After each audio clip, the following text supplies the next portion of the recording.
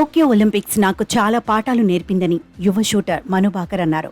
ఆ ఒలింపిక్స్ వైఫల్యాన్ని దాటుకుని ముందుకు సాగాలని ఎంత ప్రయత్నించినా రోజు రోజుకు కఠినంగా మారిందని చెప్పింది. అప్పుడే నేను మళ్లీ పైకి లేస్తా అనే అర్థం వచ్చే టాటూ వేయించుకున్నానని, అది నాకెంతో నచ్చిన టాటూ అని పేర్కొంది. అది నాలో స్ఫూర్తి నింపిందని చెప్పింది. అయితే షూటింగ్ అందరూ అనుకున్నంత తేలికైన క్రీడ కాదని, మిగతా క్రీడలతో పోలిస్తే ఇందులో పెద్ద గాయాలు కాకుండా చిన్న గాయాలతో పోరాడాల్సి ఉంటుందని ఆమె చెప్పింది. పారిస్ ఒలింపిక్స్లో 2 కాంస్యాలతో చరిత్ర సృష్టించిన మను తన సాధన, ఇతర విషయాలపై ఆసక్తికర వ్యాఖ్యలు చేసింది.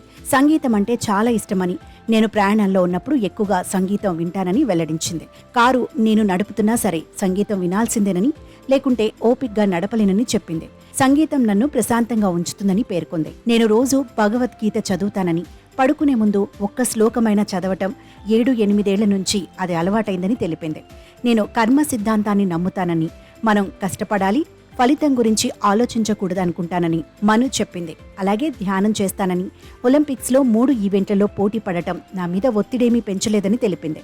దాని పట్ల పూర్తి స్పృహతో ఉంటానని, ఒకే సమయంలో 3 ఈవెంట్ల కోసం సాధన చేశానని చెప్పింది. కసరత్తులు, ధ్యానం నాపై ఒత్తిడి పడకుండా చూశాయని వెల్లడించింది. అయితే అందరూ షూటింగ్ శారీరక శ్రమ లేని క్రీడ అనుకుంటారని, అది తప్పని మను భాకర్ తెలిపింది. ఇందులో గంటలు గంటలు నిలబడి ఏకాగ్రతతో లక్ష్యాలకు గురిపెట్టాలని పేర్కొంది. షూటింగ్ సమయంలో ఒకే స్థానంలో సుదీర్ఘ సమయం నిలబడి ఉత్తమ ప్రదర్శన చెయ్యాలని, అందుకు శారీరక దృఢత్వం చాలా అవసరమని మను పేర్కొంది.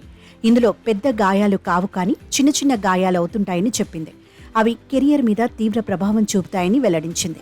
గత ఏడాది నా భుజ కండరాల్లో గాయమైందని, దాంతో చాలా ఇబ్బంది పడ్డానని చెప్పింది.